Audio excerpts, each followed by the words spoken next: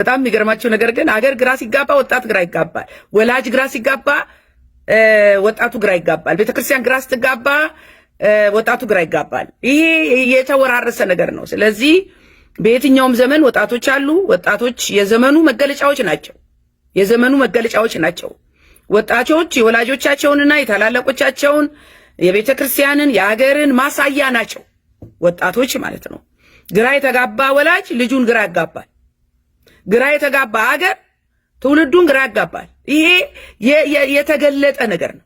ስለዚህ ወጣቱ እኮ ፍሬ ነው እኮ የትልልቆቹ የአባቶች ከላይ የቤተክርስቲያን የሀገር ፍሬ ነው። ስለዚህ ያንን ደግሞ ያንጸባርቃል። ሰላም የሌለው ማህበረሰብ ወጣቱን ሰላም ይነሳል። አመፀኛ ወጣት ያፈራል። ፍቅር የሌለው ቤተሰብና ህብረተሰብ ደግሞ ይኸው እንደዚህ አመፀኛ ለወላጁ ማይታዘዝ ትልልቆችን የማይፈራ እግዚአብሔርን የማይፈራ ትውልድ ያፈራል።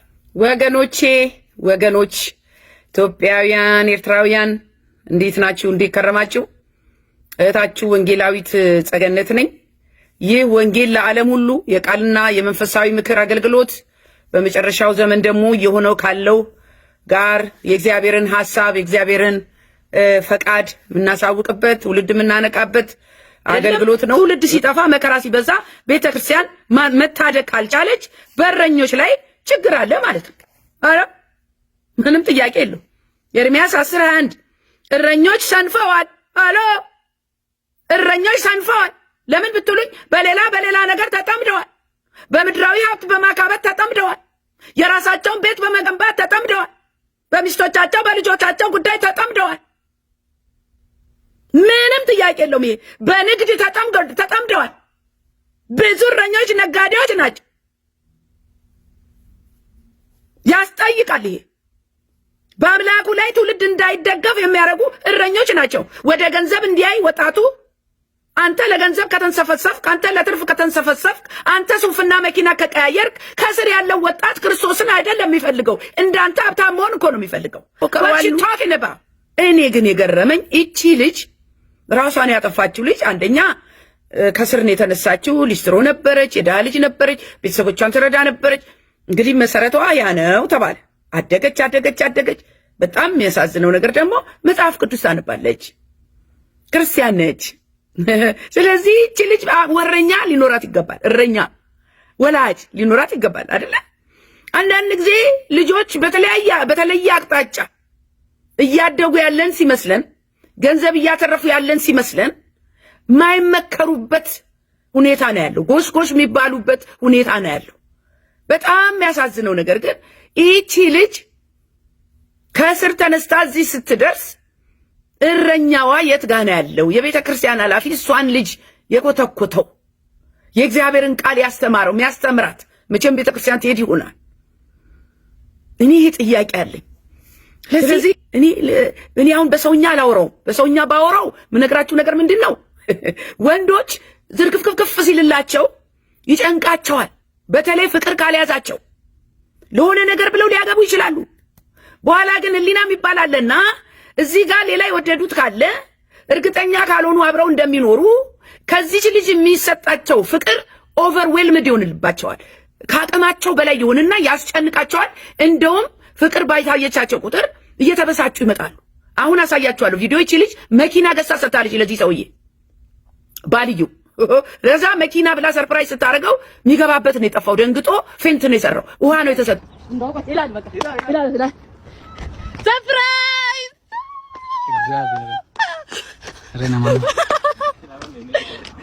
እንዴ! አባቴ በእግዚአብሔር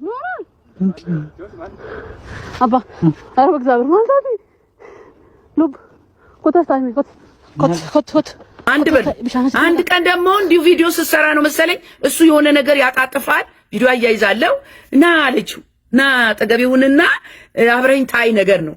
ከዛ ኖ አላት እንደዚህ እያለ አጭሬ እኮ ይቀብጣሉ ከወንዶቹ። እናንተ አባዬም እየ ስትሏቸው ይቀብጣሉ። በልክ ነው ሁሉ ነገር በልክ ነው። ይሄ እንደ ሰውኛ ልምከራችሁ፣ ሁሉ ነገር በልክ ነው። ወንዶች ፍቅር ስታበዙባቸው እንቅ ነው የሚያደርጋቸው። አይወዱም። የታሰሩ ነው የሚመስላቸው። ይሄ ልጅ ኦልሬዲ ሰምቷል። እኔ አለሱ ህይወት የለኝም። እኔ አለሱ ባዶ ነኝ። አባመን አኮዮን ቀባን ነጅለኝ ኮድዋል ካላንተ መኖር አልችልም፣ አንተ ከሌለ ራሴን አጠፋለሁ የሚለው ነገር አስጨንቆታል። ለምን ከሷ ጋር እንደማይኖር ያውቀዋል። እሷ የምትሰጠውን ፍቅር ያህል መመለስ አልቻለም ይላልኝ። ክርስቲያን የሆነ ሰው ጌታዬ ኢየሱሴ ካላንተ መኖር አልችልም ነው የሚባለው። ወደ አምላኩ ሲጮ እናትየው ወይ አባትየው ወይ ቤተክርስቲያን ውስጥ ወደ አምላካችን ስንጮ አላዩም ወይ? እነዚህ ወጣቶች ከስር ያሉት ወጣቶች ጌታ ሆይ ከኛ አትለይ፣ አንተ ከሌለ እኛ መኖር አንችልም፣ ጠባቂያችን አንተ ነህ፣ የህይወታችን መሰረት አንተ ነህ። ኢየሱስን የሚያክሰው እንዴት በባል ወይ በወንድ ልጅ ላይ ይደገፋል? ይሄ ምንድነው? እኛ ያፈራነው ፍሬ፣ ቤተክርስቲያን ያፈራችው ፍሬ። ዛሬ ቤተክርስቲያን የምትደገፈው በእግዚአብሔር ላይ ሳይሆን በቁሳቁስ ላይ፣ በገንዘብ ላይ፣ በሰው ላይ፣ በዝና ላይ፣ ምንድነው ነብዩ ላይ፣ ፓስተሩ ላይ። ይሄ ነው የጎዳ። ስሙኝ፣ እግዚአብሔር የተባረከ ይሁን። ኢየሱስ ክርስቶስ ወደሱ የመጡትን አይጥላቸውም። ጌታ ከእጁ አያወጣቸውም። ይወዳቸዋል፣ ይጠብቃቸዋል፣ ይንከባከባቸዋል። ይሄ ቅጥረኛ እረኛ ግን ብትጠፋ ግድ የለውም፣ ብትበላ ባትበላ ግድ የለውም፣ አንተ ብትለብስ ባትለብስ ግድ የለውም። ለራሱ ዘንጧል፣ ሱፉን ለብሷል።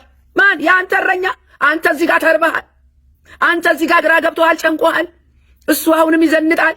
ስማ እባክህ፣ እረኛህን መርምር፣ እረኞቻችሁን መርምሩ። በክፉ ቀን በችግር ቀን ማይደርሱላችሁ ከሆኑ እነሱ እረኞች አይደሉም፣ ተኩላ እንጂ። ስሙኝ እና በቤተ ክርስቲያን ውስጥም በፓስተሩ ላይ በነብዩ ላይ በአገልጋዮች ላይ የተደገፋችሁ ሰዎች አላችሁ። ምንድነው ብትሉኝ፣ ጸልዩልኝ እያላችሁ የተደገፋችሁ ራሳችሁ ማትጸልዩ ከክርስቶስ ጋር ያላችሁን ግንኙነት በፓስተርና በነብዩ ጸሎት አትደገፉ፣ ራሳችሁን ቻሉ እያለን ነው። ማን? ፓስተር አስፋው። በጣም ልቤን ያራሰኝ መልእክት ቪዲዮ አያይዛለሁ። ምን አለ ብትሉኝ፣ ተንበርከካ ጸልይ መስዋ ነብይ እንትና መቼም የኔን ነገር አሸክመዋል። ጸልይልኝ፣ ራስሽ ጸልይ፣ ራስሽ ጸልይ። ሰነፍ እግዚአብሔር ሰነፍ አይወድም፣ ሰነፍ አይወድም እግዚአብሔር። ጸሎት የሚጠላ ጸሎት ያቅለሸልሸዋል። 2 ሰዓት ሲኒማ ያህል 2 ሰዓት ስብከት መስማት አይችልም፣ ያቅለሸልሸዋል ስብከት። ነቢያቶች ከሌሉ የማይጣፍጣቸው ብዙዋል። ሲመጣ እንደውም ፓስተር አስፋው የ2 ሰዓት ስብከት ነው ያለው። የ2 ሰዓት አይደለም፣ ከ30 ደቂቃ በላይ ስብከት ይሰለቸዋል። እዚህ ጋር ግን ቲክቶክ ላይ ይጣዳል። እና አይኔ ስውር ምሁር ምንድነው የሚሉት? የኢትዮጵያን ወጣት ከፓስተርና ከቄስና ከኡስታዝ ቅኝ ግዛት ካላላቀቀን እድገት አናመጣም አሉ። አሁን የራስን አለማወቅ ነው። የኢትዮጵያን ወጣት ከፓስተር ከቄስና ከኡስታዝ ቅኝ ግዛት ካላላቀቀን እድገት አይመጣም። ያላነበበ ፓስተር ሲቀባጥርበት እየዋለ፣ ያላነበበ ኡስታዝ የግል ሐሳቡን ሲሞላው እየዋለ፣ ያላመሰጠረ ቄስ ሲቀባጥርበት እየዋለ እንዴት ነው ሊያድግ የሚችለው? የኢትዮጵያ ወጣት እንደውም ከናንተ ቅኝ ግዛት ቢላቀቅ ነው እድገት የሚመጣው። የናንተ ቅኝ ግዛት፣ የናንተ አስተምሮ፣ የናንተ ተረት ነው ትውልዱን ጨለማ ውስጥ የከተተው። ይሄ ጠፍቷችሁ እንዴት እንደዚህ አይነት ንግግር እንደምትናገሩ አይገባኝም። በጣም ነው የደነገጥኩት። ከምሁር አንደበት ምሁር ነኝ የሚል ሰው እንደዚህ እንዴት ይናገራል? ሌላውን ንቆ ራስን ቆልሎ ማለት ነው፣ በባዶ ያው ፍሬው እየታየ ያው። እኔ በጣም የሚገርመኝ ፕሮቴስታንት መሪ መሆኑ ይገርመኛል። መሪ ከመሆኑ በላይ ደግሞ ተከታይ መኖሩ ለፕሮቴስታንት ይገርመኛል።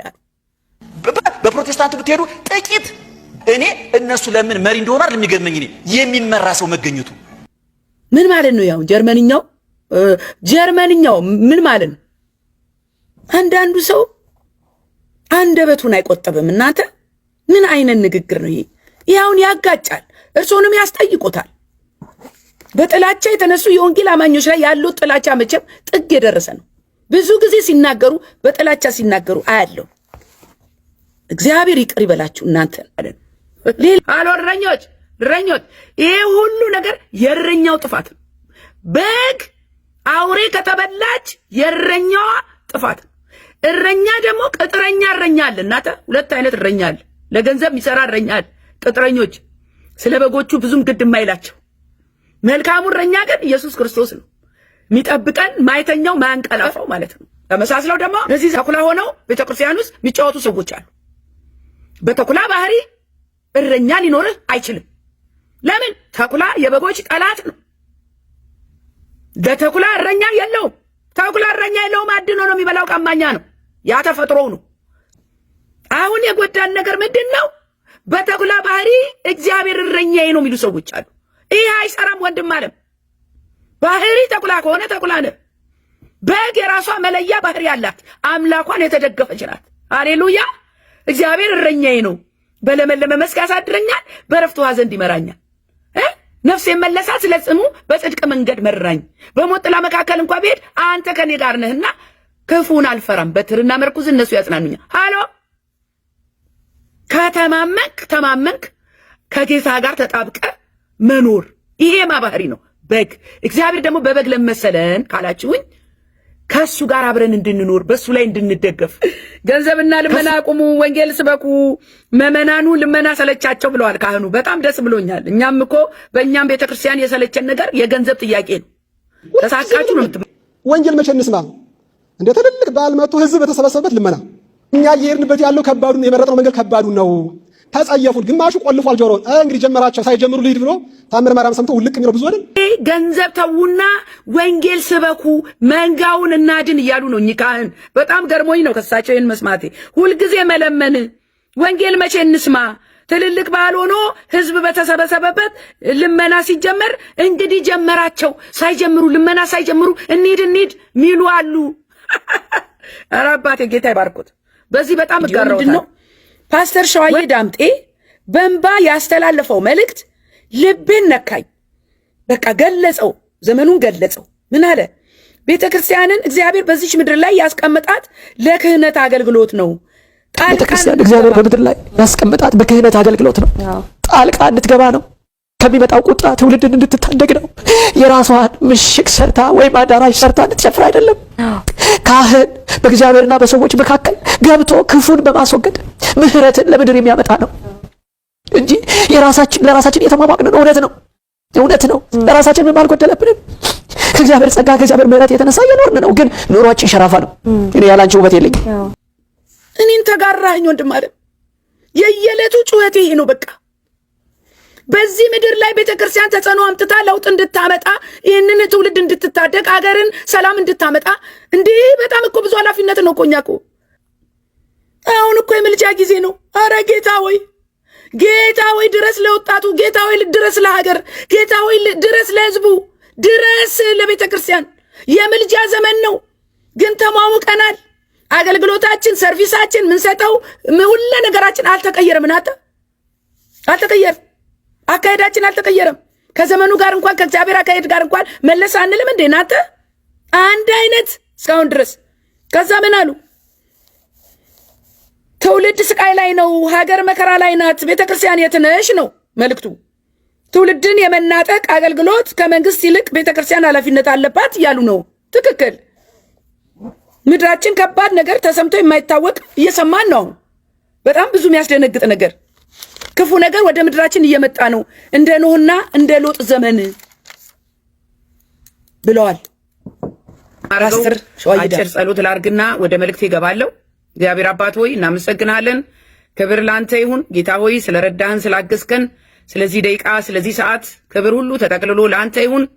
ህዝብህን ባርክ። እግዚአብሔር አባት ሆይ ሁሉ በእጅ የሆነ አምላክ አንተ ትልቅ ነህና ጌታ ሆይ ምሕረትህ፣ ቸርነትህ፣ ፍቅርህ ከሀገር ጋር ከህዝብ ጋር ከትውልድ ጋር እንዲሆን እንለምናለን፣ ጸልያለን። ይሄን ጊዜን ሰዓት ባርክልኝ። መልእክቱ ደግሞ ለሰሚዎች እንዲደርስ ጆሮአቸው እንዲከፈት እኔንም መንፈስ ቅዱስ አግዘኝ። ሁሉ ላንተ አሳልፌ የሰጠው በምትወደው ልጅ በጌታችን በመድኃኒታችን በኢየሱስ ክርስቶስ ከማወዳ ምን ወዳደራ ሁሉን እርግፍ አድርጎ አስትቶ ያስኬዳል። ሽልማቴ የኔ ጌታ። የወጣቱን ግራ መጋባት ታሳቢ ያደረገ በዚች በእህታችን ቦንቱ በምትባል ልጃችን ልበላት፣ በጣም ወጣት ነች። ስለዚህ በሷ ራሷን ማጥፋት የተነሳ እንደው ከመንፈሳዊ እይታ ጋራ ይህንን ነገር መፈተሽ ፈልጌ ነው። እንደ መግቢያ ወጣቱ ግራ ተጋብቷል። በጣም ግራ ተጋብተዋል። ስለዚህ ቀድሞ የተዘራው ዘር ነው አሁን ያየ ነው ፍሬ አፍርቶ እየታጨደ ያለው ቀድሞ የተዘራ ዘር ነው። በፍቅር ያልተዘራ ዘር ዛሬ ፍቅር ልሰብስብ ቢባል አይሆንም። የተዘራ ዘር አለ እዛ ጋር። ስሙኝ፣ ከላይ እየሆነ ያለው ነገር በሀገር ደረጃ፣ በክልል ደረጃ፣ በሰፈር፣ በጎረቤት ብሎም በቤተሰብ ደረጃ ያለውን ሁኔታ በወጣቱ ላይ እያየነው ነው። በወጣቱ ላይ እያየነው ነው። ስለዚህ ወጣቱ የሚመስለው አካባቢውንና ማህበረሰቡን ብሎም ሀገሩን ነው።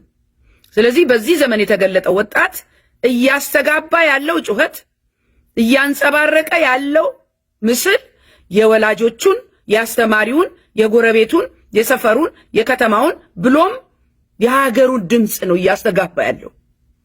ከየትም አያመጡትም እነዚህ ልጆች። ስለዚህ ዛሬ መግቢያ የማያደርገው በዚህ ዘመን ወጣቱን ተስፋ እንዲቆርጥና ራሱን እንዲያጠፋ፣ እንዲሰደድ፣ ትምህርት እንዲጠላ የሆነው ለምንድን ነው ብለን መጠየቅ አለብን።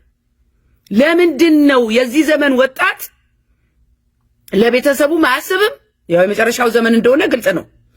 ለቤተሰብ አያስብም። የመማር ወደፊት ራስ የመቻል እቅድ የለውም። ከዓለም ጋር ያው ፉክክር የያዘ ነው።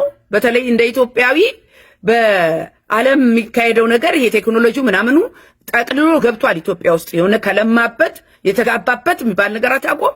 እና አሁን አሜሪካን ሀገር ስልክ ቢይዙ ኑሯቸው ከስር መሰረቱ የተመጣጠነ ነው። የኢትዮጵያዊ ኑሮ ግን የተመጣጠነ ስላልሆነ ዳቦ ላልበላ ሰው ስልክ ምን ያደርግለታል? ስለዚህ አሁን በስልክ በግርግር በዓለምኛ ነገር በዘፈን በተለያየ ነገር ገንዘብ ለማግኘት ብቻ ነው ይሄ ትውልድ የሚሮጣ ያለው እንጂ ተምሮ በስነ ስርዓት ተምሮ ቤተሰቤን እረዳለሁ፣ አገሬን እጠቅማለሁ የሚለው ያ ስፒሪት ወጥቷል። ከኢትዮጵያ ወጣት ውስጥ ያ ስፒሪት ወጥቷል። ስለዚህ አሁን ሰሞኑን ታዋቂ የሆነች ቲክቶከር ራሷን አጠፋች የሚል መረጃ አለ። ከዚህ በፊትም አንዲት ልጅ የ16 17 ዓመት ልጅ እንዲሁ ራሷን አጥፍታለች። አሁንም ራሳቸውን ሊያጠፉ እየፎከሩ አሉ። ስለዚህ ከዚህ ልጅ ቦንቱ ነው ስሟ። ከቦንቱ ምን እንማራለን ነው ስሙ። ዋናና የመጀመሪያ ወላጅ እግዚአብሔርን የሚፈራና በአምላኩ የተደገፈ ከሆነ ልጅም ይሄንኑ መንገድ ይከተላል። አሁን ይቺ ልጅ በዚህ በባሏ ላይ ተንተርሳ አንተ ከሞት እኔም ህይወት የለኝም ብላ በአደባባይ ተናግራ ነው። አይታችኋል እንግዲህ ቪዲዮውን አልደግሞም። ብዙውን አንዳንድ ቪዲዮዋን አያይዛለሁ። ካላንተ መኖር አልችልም ብላ በአጠቃላይ ተናለች። ይቺ ልጅ እንዴት ከኢየሱስ ይልቅ ባሏን ተደገፈች? የህይወቷ የመኖሯ ዋስትና ባሏ እንዴት ሆነ? ከክርስቶስ ኢየሱስ ጋር ያልተጣበቀ ትውልድ። ይሄ እኮ ማሳያችን ነው እናንተ። ቤተ ክርስቲያን ውስጥ ላሉ ወጣቶቻችን ማሳያ ነው የዚች ልጅ ተግባር። እንደገና በየቤታችን ላሉ ወጣቶቻችን ልጆቻችን ማሳያ ነው። ለማን? ለወላጆች። እንደ ሀገርም ትውልድ የት ጋር እንዳለ ማሳያ ነው። ይሄ ቲክቶክ ከመጣ ወዲህ ደግሞ ልጆቻችን እንዳይማሩ ሰርተው ማፍራት እንዳይችሉ ቲክቶክ ላይ ተለጥፈዋል። አንድ ምስክርነት ልንገራችሁ እናንተ። በጣም ምስኪን የሆነች ጓደኛ አለችኝ፣ በጣም ምረዳት ማለት ነው። ምንም የሌላት ትራንስፖርት ላኪልኝ ትላለች፣ አሞኛል መታከሚያ ትላለች፣ እንዲሁ ረዳታል። አሁን በቀደም እያለቀሰች ደወለች ማለት ነው። ምን ሆነሽ ነው እላታለሁ። የ30 ሺህ ብር ሞባይሌን ሌባ ወሰደው አለች። የ30 ሺህ ብር ሞባይል አለሽ አንቺ? ከየት አምጥተሽ የ30 ሺህ ብር ሞባይል ገዛሽ? በየጠየቁ እንዴት ሆኖ ነው አንቺ የ30 ሺህ ብር የምትበዩ የሌለሽ ትራንስፖርት የታክሲ የሌለሽ እንዴት የ30 ሺህ ብር ሞባይል ገዛሽ ስላት የቤታቸው ፈርሶ ነበርና እንትን የተሰጠን ጊዜ ቤታችን ፈርሶ ማስታወሻ ብዬ ቅርስ ብዬ ስልክ ገዛዋል። ወጣቱ የት ነው ያለው? ስልክ ላይ። ዳቦ የሚበላ የለውም፣ ስልክ አለው። አሁን የተበላሸነው ነገር በዚህ በቴክኖሎጂ በስልክ የመጣ ነገር ቲክቶክ ምናምን። አሁን ይቺ ልጅ እንደዝና የሚወራላት 850 ሺህ ፎሎወር አላት። ሶ ዋት? የክርስቶስ ተከታይ እንድንሆን ልጆቻችንንም የክርስቶስ ተከታይ ብናደርግ ኖሮ ዛሬ የዚች ልጅ ህይወት ባልጠፋ ነበረ። እንዴት ሆኖ ነው ሰው በሰው ላይ ህይወቱን የሚደግፈው? ያውም ክርስቶስን የሚያቅሰው ይህ በጣም እኔና እናንተን ሊያነቃ የሚችል ነገር ነው። ነገር ግን ለዚህ ሁሉ መፍትሄው ምንድነው? ልጆቻችንን በእግዚአብሔር ፍቅር ማሳደግ። ይሄ መላቀጡ የጠፋ ነገር መጨረሻው አያምር። አሁን እንግዲህ የዚች ልጅም ትልቅነት ይሄው መጨረሻው ይሄ ሆነ።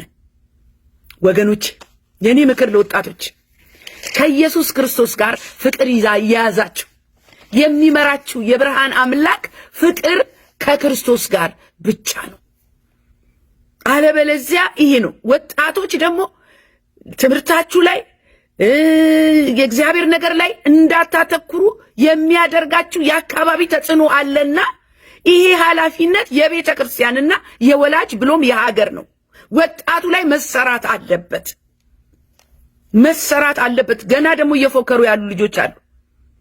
በጣም የሚገርማችሁ ነገር ከስራ አስተያየት የጻፉች ልጅ ራሴን ላጠፋ ነው ስትል እኛም ያንቺ በረከት ይደርብን ያሉ አሉ። ከስር የሚጽፉ አሉ አስተያየት እኛም መጣን ተከተልሽ ምን ይቻለን በቅቷታል ሚሉ ገና ሳይኖሩ እኮ ነው ዓለም በቃኝ ያሉ እነዚህ ወጣቶች።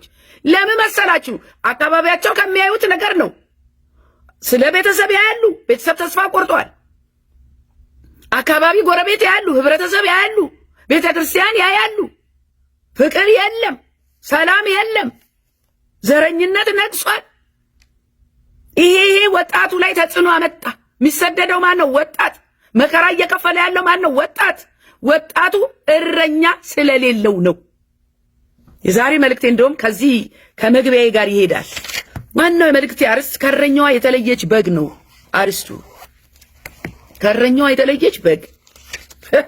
ህይወታችን የሚመራው በእግዚአብሔር ፈቃድ ነው እንጂ በእኛ ፍላጎትና ምርጫ አይደለም። ነገር ግን እግዚአብሔር ማንንም አያስገድድም። የፈቃድ አምላክ ነው።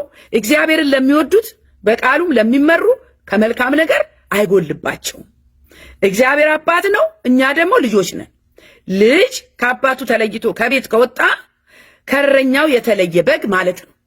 አሁን በዘመኑ እያየን ያለነው ነገር ከእረኛዋ የተለየች በግ ማለት ነው። ነገር ግን መጀመሪያ እረኛ ቢኖረን አይደል ወይ አትሉ?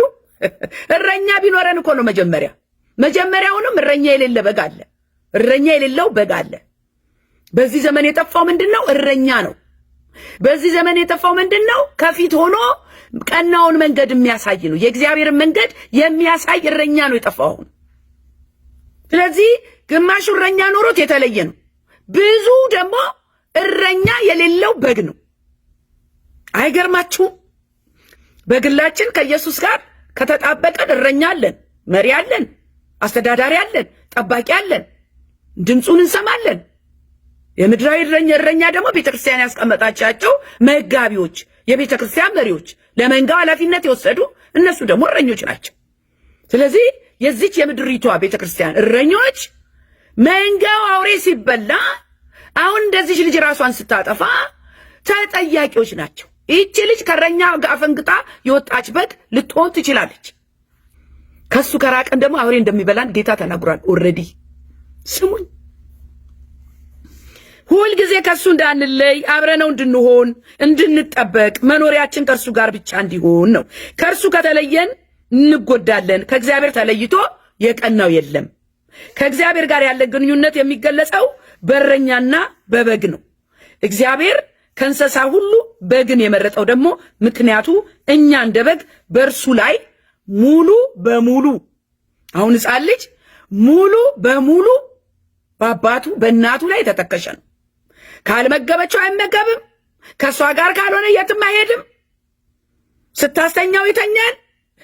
እግዚአብሔር እኮ እንደዛ ሙሉ በሙሉ 100% ከሱ ጋር ተደግፈን እንድንኖር ነው የጠራ የፈለገው። አባትና ልጅ ሆነን ተጠብቀን በቤቱ እንድንኖር ምንም ነገር ሳይጎልብን። እኔና እናንተ ግን አለማማረንና ያው እንደ በጊቱ ተንቀሽቅሸን እንወጣለን። ከዛ በኋላ እናንተ የእግዚአብሔር ልጆች እኮ የክርስቶስ የሆኑቱ ዓለም ውስጥ ሲገቡ አይሆንላቸውም። የሆነ ምንንቀሸቀሸው ነገር አለ፣ አይሆንም። ዓለም ደግሞ እኛ ልክ እዛ ጨለማው ስታገኘን ታዞርብናለች፣ በቀላሉ ታታልለናለች፣ ጢባ ጢቤ ትጫወትብናለች። ልክ ከእግዚአብሔር ተለይተን ከእረኛው መጽሐፍ ቅዱስን ቁጭ ያረክለት ይኸው አውሬ ይበላል። ያሳድዱሃል። መቀለጃ ነው የምታደርገን ዓለም እጇ ውስጥ ከገባንላት። ስሙኝ፣ እግዚአብሔር ሁል ጊዜ ከእኛ ጋር ይሆናል። ኢየሱስ ጌታ ነው። መዝሙር 138:7 ላይ በመከራ መካከል እንኳ ብሄድ አንተ ሕያው ታደርገኛለህ፣ በጠላቶቼ ቁጣ ላይ እጆቼን ትዘረጋለህ፣ ቀኝም ታድነኛለች። ከእግዚአብሔር እርዳታ ለማግኘት በእርሱ መንገድ መሄድ ያስፈልጋል። ምርጫው የኛ ነው። እግዚአብሔር ማንንም አያስገድድም። ከእግዚአብሔር ጋር ከወቅ እንዴ ታርፋለህ፣ ትጠበቃለህ፣ በሰላም ትኖራለህ። አይ አለማማረኝ ካልክ ይኸው ምርጫ ነው። ትሳደዳለህ፣ ትገደላለህ፣ ትገረፋለህ፣ በአውሬው በዓለም እጅ ውስጥ በጠላት እጅ ውስጥ ትወድቃለህ። ምን ምርጫ አለ? በዚህ ሁሉ መሃል ግን እግዚአብሔር እየተናገረ ያለው ምንድን ነው? እረኞች ላይ ነኝ ያለሁት እያለ ነው። እንደ ክርስቲያን ዓለምን ወዶ በዓለም ለማትረፍ ከእግዚአብሔር ቤት መውጣት ዋጋ ያስከፍላል። ከእረኛ ጋር መኖር የዘላለም ሕይወት ነው። ስጋት የለም። እንዲህ ምን ሆናችሁ ነው እናንተ? እንደው እኔ እንደው ልምከራችሁ፣ በእውነት ነው የምላችሁ። የትም ይኑሩ የትም ኑሩ የትም ካለ ክርስቶስ ሕይወት የለም። እናንተ እኔ ልምከራችሁ፣ በቃ የሕይወት ምክር ልምከራችሁ። ቢኖራችሁም ባይኖራችሁ፣ ብታገኙም ብታጡም፣ ከሰው ጋር ብትሆኑም ብቻችሁም ብትሆኑም፣ ባለትዳር ብትሆኑም፣ ልጅ ቢኖራችሁ ምንም ብትሆኑም፣ በክርስቶስ ኢየሱስ ላይ የተደገፈ ሰው በባህር ዳር እንደተተከለች ከተማ ይለመልማል። እኔ ምስክር ነኝ ለዚህ። ጌታ ካለ ምን ያስፈልጋል? ጌታ ኢየሱስ ቤቴ ካለ ሙሉ ነው ይበቃኛል፣ ሙሉ ነው ይበቃኛል። መንፈስ ቅዱስ ቤቴ ካለ ሙሉ ነው ይበቃኛል፣ ሙሉ ነው ይበቃኛል። ምንም አያምራችሁ፣ ምንም አይጎልባችሁ። ኢየሱስ ሙሉ አድርጎ ያኖራል። እታለ ከሰው ላይ ዓይናችሁን አንሱ በጌታ በኢየሱስ ክርስቶስ። መዝሙር 16:11 የሕይወትን መንገድ አሳየኸኝ፣ ከፊት ጋር ደስታን አጠገብቀኝ፣ በቀኝህም የዘላለም ፍስሐ አለ። ስለዚህ በእኛ ዘመን ብዙዎች ከእግዚአብሔር ቤት ወጥተው ይቅበዘበዛሉ፣ በአውሬም እየተበሉ ነው። መልካም እረኛ ያስፈልገናል። የሚሰበስብ ወደ ቀናው መንገድ የሚመራ የሚመክር የሚገስጽ ለመንጋው የሚራራ እግዚአብሔር ለመንጋው ይጠነቀቃል። እረኞችን እቀጣለሁ እያለ ነው አሁን። አሎ ልጅህን ካስበላ ባደራ የተሰጠህን መንጋ ለአውሬ አሳልፈህ ከሰጠህ ቀማኛ አድርገህ ካሳደግ ተጠያቂ ነህ እረኛው። እግዚአብሔር ምን ይላል? ሕዝቅኤል 34 አሎ ስሙኝ 34:11 ጌታ እግዚአብሔር እንዲህ ይላል፣ ና እነሆ እኔ ራሴ በጎቼን እሻለሁ እፈልግም አለው። 17 ጌታ እግዚአብሔር እንዲህ ይላል፣ እናንተም መንጋዬ ሆይ እነሆ በበግና በበግ መካከል በአውራ በግና በአውራ ፍየልም መካከል እፈርዳለሁ። እግዚአብሔር አሁን ለፍርድ ይነሳል። ከዛስ ቁጥር 22 ስለዚህ መንጋዬን አድናለሁ። ጌታ ራሱ መንጋውን ያድናል። የእሱ የሆኑትን ይናጠቃል። በመከራ ያሉትን በመቅበዝበዝ ያሉትን የጠፉትን በጎች ይመልሳል። የኔ ጌታ ተነስቷል። ጌታ ስለዚህ መንጋዬን አድናለሁ። ከእንግዲህ ወዲህ ንጥቂያ አይሆኑም። በበግና በበግ መካከል እፈርዳለሁ። በጎች በአውሬ ሲበሉና ሲጠፉ ተጠያቂው ማን ነው ካላችሁኝ፣ እረኛው ባደራ የተቀበልከውን መንጋ የማስተማር የመጠበቅ የመንከባከብ ኃላፊነት እረኛው አለበት። እረኛ የሌለው ትውልድ እንዲህ እንደምናየው ይበተናል፣ ይሰደዳል፣ ወደ ጨለማ ይመለሳል። በጣም አሳፋሪ ጊዜ ነው። በጣም አሳዛኝ ጊዜ በዓለም ውስጥ ይጠፋል። ማን? እረኛ የሌለው። በተለይም በእግዚአብሔር ቤት ኖረው ወደ ዓለም ፊታቸውን ላዞሩ ለጠፉት በጎች ተጠያቂው ማን ነው ካላችሁኝ፣ እረኛው ነው። ወላጅም ይጠየቃል፣ ግን ቤተ ክርስቲያን በጣም ተጠያቂ ናት በዚህ። እግዚአብሔርም እረኞችን እንዲህ ይናገራል። ኤርምያስ 33:1 የማሰማሪያዬን በጎች ለሚያጠፉና ለሚበትኑ እረኞች ወዮላቸው ይላል እግዚአብሔር። ቁጥር 2 ስለዚህ የእስራኤል አምላክ እግዚአብሔር ሕዝቤን ለሚጠብቁ እረኞች እንዲህ ይላል፣ በጎቼን በትናችኋል፣ አሎ አባራችኋቸውማል፣ አልጎበኛችኋቸውምም። እነሆ የሥራችሁን ክፋት እጎበኝባችኋለሁ ይላል እግዚአብሔር። እንዴ ይሄ ምንም ቀልድ የለውም። እንዴ የእግዚአብሔር ቤት መተዳደር ያለበት እግዚአብሔር በሰጠው ጸጋ፣ እግዚአብሔር በሰጠው ኃላፊነቱን መወጣት አለበት። እረኛ መምከር፣ ወጣቶቹን ማስተማር፣ ራስ እንዳያጠፉ። እንዴት ነው የቤተ ክርስቲያን ልጅ ወጣ ጌታ ኢየሱስ የምታቅ ልጅ፣ መጽሐፍ ቅዱስ የምታነብ ልጅ ወጣ እንዴት ራሷን ታጠፋለች? ዋይ? ይሄ ያስጠይቀናል እኔና እናንተን። ስለዚህ መልካም እረኛ መሆን በእግዚአብሔር ጸጋ እንጂ ከራስ ማንነት አይደለም። ትውልድ ሲጠፋ መከራ ሲበዛ ቤተክርስቲያን መታደግ ካልቻለች በእረኞች ላይ ችግር አለ ማለት ነው። አረ ምንም ጥያቄ የለው። ኤርምያስ 10:21 እረኞች ሰንፈዋል። አሎ እረኞች ሰንፈዋል። ለምን ብትሉኝ በሌላ ነገር ተጠምደዋል። በምድራዊ ሀብት በማካበት ተጠምደዋል። የራሳቸውን ቤት በመገንባት ተጠምደዋል። ሰንፈዋልና እግዚአብሔርን አልጠየቁምና አልተከናወነላቸውም። መንጎቻቸውም ሁሉ ተበትነዋል ይላል። ዛሬ እንዳልኳችሁ በደቡብ አፍሪካ የተከሰተው የተበተነ መንጋ አይደለም ወይ? አሎ መጽሐፍ ቅዱሱን ያስቀመጠው ክርስቲያን አይደለም ወይ? ዛሬ ደቡብ አፍሪካ ውስጥ ስቃይ የሚያየው ማን ነው? ቤተ ክርስቲያን ሲበላላ የነበረ የእግዚአብሔርን ቤት ሲያጨልም የነበረ አይደለም ወይ? ዛሬ መከራ እየከፈለ ያለው ዛሬ ንስሐ አይደለም ወይ የሚያስፈልገው? በደህና ቀን ዞር ብላ ያላየኸው መጽሐፍ ቅዱስ ዛሬ አንስተ ጌታ ወይ ብትል አላቃችሁም እኮ ነው የሚባለው። በደቡብ አፍሪካ እኮ በረከት ልንሆን ይገባ ነበር። ኢትዮጵያውያንን አትንኩብኝ፣ እነሱ በረከቶቻችን ናቸው፣ ኢትዮጵያውያንን አትንኩብኝ፣ አምላካችን ጋር ያስተዋወቁን እነሱ ናቸው ይሉ ነበር ህብረተሰቡ፣ ያ በጨለማ ያለ የደቡብ አፍሪካ ህዝብ። ግን ኢትዮጵያዊ ተለይቶ የሚታደነው ምንድነው ብትሉኝ፣ በሩን እየዘጋ ሲያመልክ፣ ገንዘብ ሲሰርቅ፣ ሲሰበስብ፣ ሀብት ላይ ሲያተኩር፣ መጽሐፍ ቅዱሱን ጥሎ እርስ በርስ ሲባላ ሲገዳደል ምን ትጠብቃለህ? ከዚህ ምንም አልጠብቅም። እኛ እረኛ እንኳን የላችሁም። እረኛ ሆይ እረኛ የለውም ያ ህዝብ። እርስ በርስ መጀመሪያ ስትከባበር አይደል? አንዱ እረኛ አንዱ እኮ መንጋ ሲሆን መከባበር ይመጣል።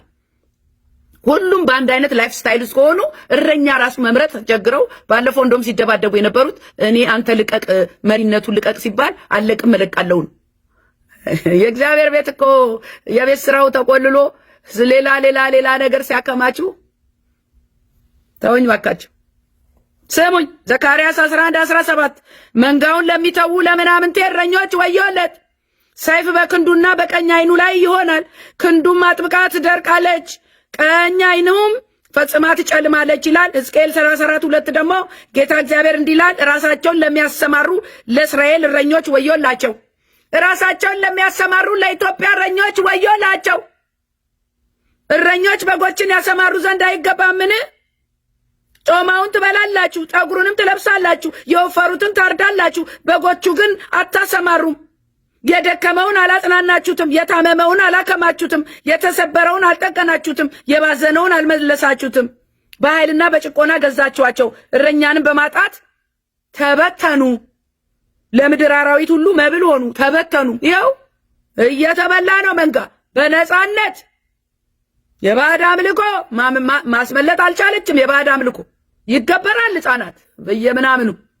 በሚቀጥለው መልእክቴ ደግሞ መጣለሁ። ይሄ ስለ ልደታ ጣጣ የልደታ ይባልና መጥቷል። አሁን ደግሞ የሚገበርበት ስሙኝ ወገኖቼ፣ እየሆነ ያለው ለቤተ ክርስቲያን የመንቂያ ደውል ነው ብዬ ነው የማስበው። ስለዚህ በዛሬ መልእክቴ እግዚአብሔር እረኞች ላይ ነው እያለ ነው ያለውና በእረኛ እንዳናሳብብ ደግሞ እናንተ መንጋዎች በግላችሁ ከክርስቶስ ኢየሱስ ጋር ተጣበቁ። የኔ ምክር እሱ ነው። ጌታ የግል አምላክ ነው። እዛ ተደብቆ ከጌታ ጋር ትርፍ ያለው ከጌታ ጋር ነው ወገኖቼ። ለወጣቱ ወንጌል ይሰበክ። ወንጌል ወጣቱ ከክርስቶስ ኢየሱስ ጋር ፍቅር የያዘው ራሱን እንዳያጠፋ እንጸልይ። ለወጣቱ ወጣቱን በፍቅር እንቀፍ። ተስፋ እንዲቆርጡ የሚያደርግ አካባቢያቸው የሚያዩት ነገር ነውና እባካችሁ ሁሉም በያለበት በተመደበበት አገርን ያድን፣ ትውልድን ያድን። ይህ ነው እኔ የዛሬ መልእክቴ። እግዚአብሔር የተባረከ ይሁን። መልእክቱን የሰጠኝ ጌታ ነው። ስለዚህ ይህ መልእክት ለብዙዎች እንዲደርስ እባካችሁ ሼር አድርጉ፣ ሰብስክራይብ አድርጉ፣ አድርሱልኝ እባካችሁ። ይስማ፣ ወጣቱ ይስማ፣ ወላጆችም ይስሙ። ስለዚህ ይህ ነው የዛሬ መልእክቴ። እግዚአብሔር ይባርካችሁ። ሰላም ለኢትዮጵያ፣ ሰላም ለሀገራችን። በጭንቅ ላሉት ደግሞ እግዚአብሔር ይድረስ። በደቡብ አፍሪካ ላሉት እየጸለይን ነው። በእውነት እየተጸለየ ነው። እግዚአብሔር ይድረስላቸው። በእውነት ከዚህ መከራ እግዚአብሔር ያውጣ። ከዚህ ደግሞ ትምህርት ወስደን አንድ ለውጥ እንዲኖር በክርስቲያኑ ቤት፣ በክርስቲያኑ ጓዳ፣ በክርስቲያኑ ቤተክርስቲያን ለውጥ እንዲኖር ተነቃቅተን ተዘጋጅተን እንድንጠብቅ ፊታችንን ወደ ክርስቶስ ወንጌል እንድንመልስ ጌታ ይርዳ እንላለሁ። ተባረኩ። ወዳችኋለሁ። ሻሎም ሻሎም። እሱን ከማወዳ ምን ይወዳደራል? ሁሉን እርግፍ አድርጎ አስትቶ ያስኬዳል። ሽልማቴ የኔ ጌታ። ሰላም ሰላም ወገኖቼ፣ ኢትዮጵያውያን፣ ኤርትራውያን፣ ይህ ወንጌል ለዓለም ሁሉ የቃልና የመንፈሳዊ ምክር አገልግሎት የመጨረሻው ዘመን የእግዚአብሔር ድምጽ የሚሰማበት ነው። እንዲህም አላቸው፣ ወደ ዓለም ሁሉ ሂዱ፣ ወንጌልንም ለፍጥረት ሁሉ ስበኩ። እታችሁ